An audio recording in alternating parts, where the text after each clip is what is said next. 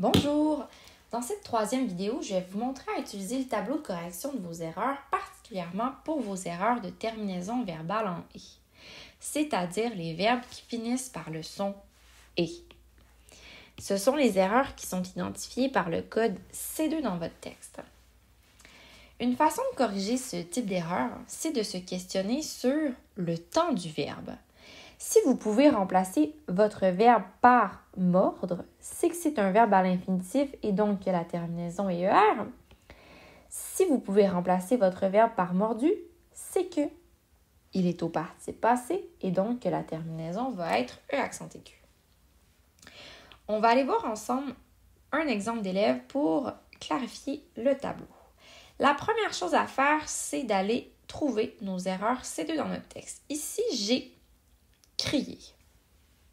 Donc, je retranscris mon erreur comme elle est écrite dans mon texte. Donc, crier, E accent aigu, le code c'est C2.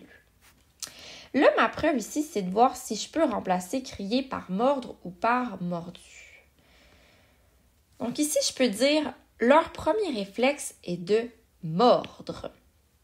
Donc, je réécris ici, leur premier réflexe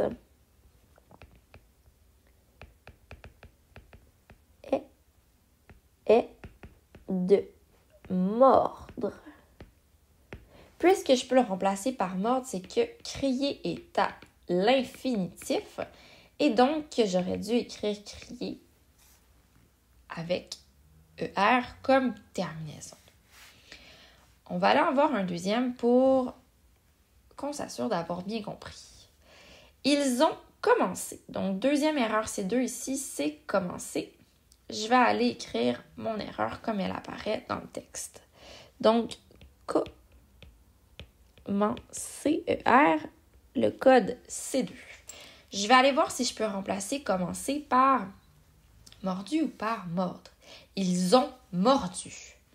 Donc, je peux remplacer commencer par mordu. Je vais me l'écrire ici. Donc, R, 2 points pour remplacer. Ils ont mordu. Comme je peux remplacer par mordu, c'est le participe passé. Et donc, la bonne graphie, la bonne orthographe, c'est commencer